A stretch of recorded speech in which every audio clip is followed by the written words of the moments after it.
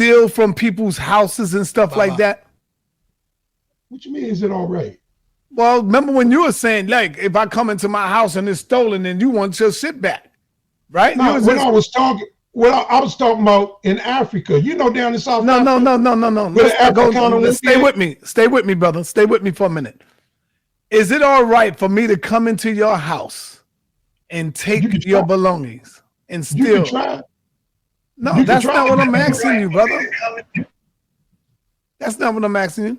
Well, why you asking me that, sir? I just want to know, how would you feel? How would you feel if some Africans came into your house and just start taking your belongings? Well, I have to be dead, sir. Well, you know that's what Hebrews did to Kemet. No. Don't tell me no. I got the script, bro. Don't do it, man. God told them to go in there and take every goddamn thing. That's considered stealing. So your most high God gave them the permission to steal. And then you got a nerve to say, thou should not kill, thou should not steal. But you gave them permission to kill and steal. Even kill the damn babies, the unborn babies. You told them to kill them. What are you talking about? Now you're sitting there saying, no, we didn't. Because see, now in 2021, that shit don't sound as morally as you thought it was back then, right? Huh? See, that's that white man, barbaric. He was a demon. He did all that. He does all that. And so now you want to take his shit and think that you can live out his shit. If you're living out his shit, then how come you are not out there, Apostle, killing? I'm not telling you to do it, but I'm saying, you know, your scriptures tell you man should not lay with man as he lie with woman. And if he do, that is an abomination, and kill them. Your Most High said, kill them. Brother, where the Hebrews at? Y'all not doing that because you really don't believe that. Let's be real. Let me bring on. I want to give all the praises and the honor to Yahweh Bahashem, Yahweh Shah Bahashem, Rucha HaQuadash, and double honors to the apostles and the elders of Great Millstone. Also a sincere shalom to you other brethren, you followers of the truth. And mainly let me say shalom to the elect. Anyway, I'm going on the second edition to this video with the said Netter. I don't even remember where the channel is, but it was a live stream said Netter did with this guy who calls himself the Apostle, right? Which he talks about GMS from time to time and try to say negative stereotypes about us. But this man is, for whatever reason, they call him from the living room couch, right? He sits in his recliner and then when Serenetta wants to make a Hebrew look bad, they'll call a guy like this. they'll call a guy like that, or that other crazy guy that said Genesis was the book of ISIS. You know, this is what they do. I mean, what do he do, man? Do he send out an invitation, or you know, tell people to fill out a resume to see what they know? This man said Netta is off as he is, and his thing is about he's a media man, so to speak, to bring entertainment. But it seems like he knows more than Jake do. And then when he give him them trick questions of seriousness of the Bible, they choke up. Like he said that did the Most High create the flames? They all choke up. They never can answer. When 1 Peter 3:15 says, always be ready to give an answer. So this apostle, he sits here. I don't know. I didn't watch the whole thing. Maybe he did answer some, but he never gives the right answer. You know, he just can't cut in and say, hey, man, hey, that's what it is. You know, anyway, this is what I don't know, man. Where does he get these guys from? And then they sit up on a platform and at the end of the talk show, right? Like the Oprah Winfrey show or whatever, or Jerry Springer, whatever you want to call it. And then they all cash in on the chicks. Yeah. And nobody can see that this is a hustle. In fact, the whole community that watches this stuff can never see that it's a hustle. That said, they're just trying to use the truth because he knows that's where the controversy is at. He knows with controversy brings the viewers, and with the viewers bring the followers, and with the followers it brings the money. He knows this, man. You know, to be honest, Sarnetta is very sharp in what he do, even on that left-hand side, because he knows what to do. And then you get these, I can't even say it like I want to say it, but he get these guys, these men that claim to be in the truth or know the truth, and then they get a satellite talk show going on, and this guy never even go out on the hedges. But he calls himself an apostle. Let's see what apostle means, man. This is, which we know what it means, us in the know. It says a delegate messenger, one sent forth with others, specially applied to 12 apostles of Yahushua. In a broader sense, applied to other eminent Christian teachers, right? So when is these guys going to go out and teach and try to reach our people instead of trying to sit in their black conscious community and talk about and let Sarnetta make a fool of them, man? Anyway, I'm going to address that situation when he said the Israelites and how we took down. First of all, Exodus 15:3 says the Lord is a man of war, right? Let's go to Exodus. Let's talk about the Egyptians, all right?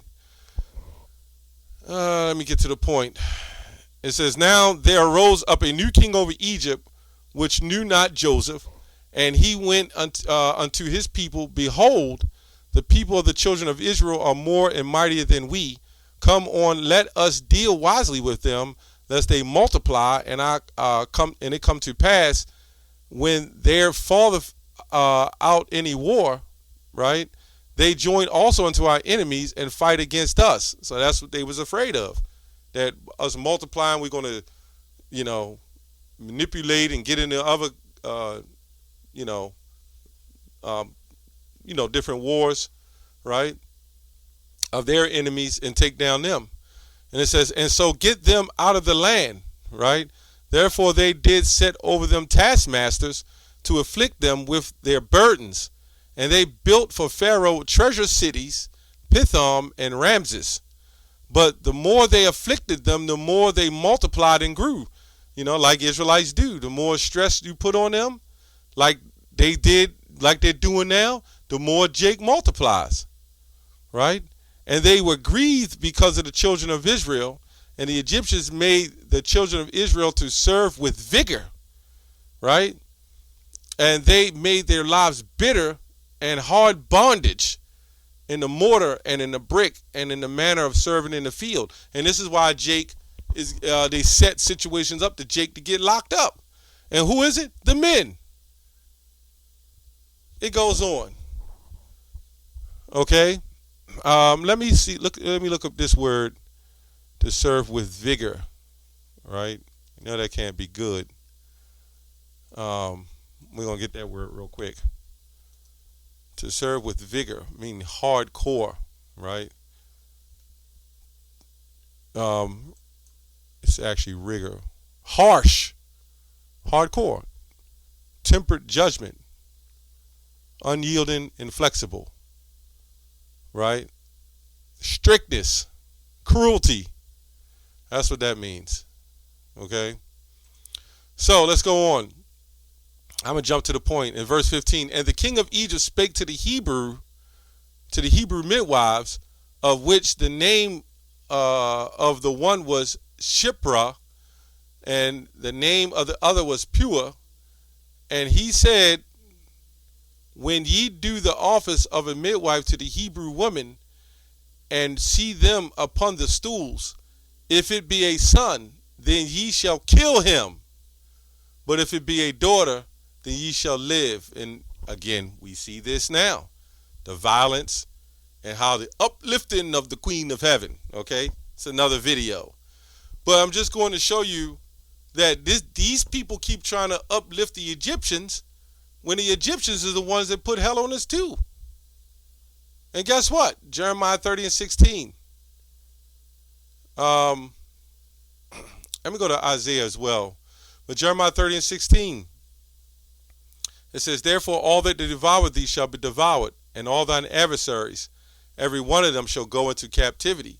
And they that spoil thee shall be a spoil, and all that prey upon thee will I give for a prey. Right? That's clear.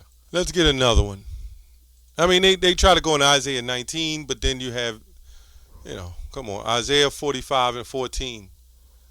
Thus saith the Lord, the labor of Egypt and the merchandise of Ethiopia and of the Sabians, men of stature, shall come over unto thee, and they shall be thine. They shall come after thee in chains. They shall come over, and they shall fall down unto thee. They shall make supplication unto thee, saying, surely Yahweh God is in thee, and there is none else, there is no God. See, that's what's going to have to happen eventually, right? To you Seir netters and you black conscience, you're going to see that there is no other God, right? There's only one power, right? There's only going to be one Savior, which he's going to send his son. But ultimately, as Hebrews the 8th chapter say, he's going to have to write his laws into all of us, man, And that's mainly going to you 2/3 as well, When you come back in your right mind after you got to go on this side, right? So let's go to 1 Samuel 2 and 6, because he says what we did is as Israelites, this was how it was, man. It was wars. Okay? 1 Samuel 2 and 6. The Lord killeth and maketh alive. He bringeth down to the grave and bringeth up. The Lord maketh poor, he maketh rich. He bringeth low, he lifteth up.